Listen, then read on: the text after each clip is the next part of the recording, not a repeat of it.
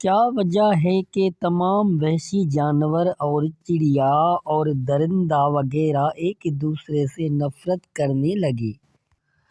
امام جعفر صادق علیہ السلام نے فرمایا،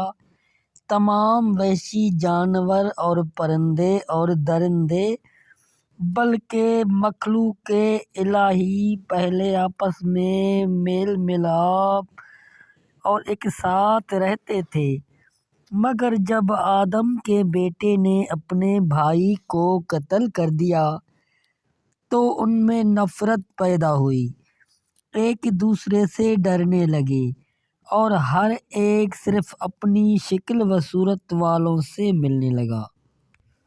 وہ سبب جس کی وجہ سے آگ کی پرستش کی گئی۔ حضرت امام جعفر صادق علیہ السلام نے فرمایا،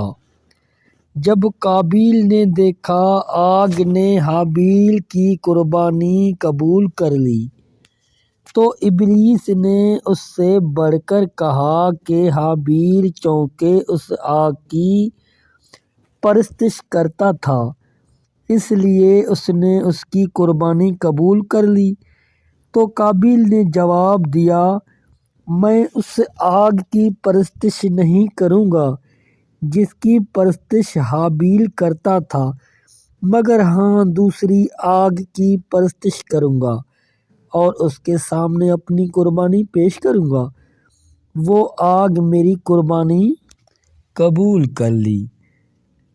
اس لیے اس نے آتش کدہ بنا لیا، اس کی پرستش کرنے لگا اور اسے اپنی پروردگار کی معرفت نصیب نہ ہوئی، چنانچہ اس کی جتنی اولادیں پیدا ہوئیں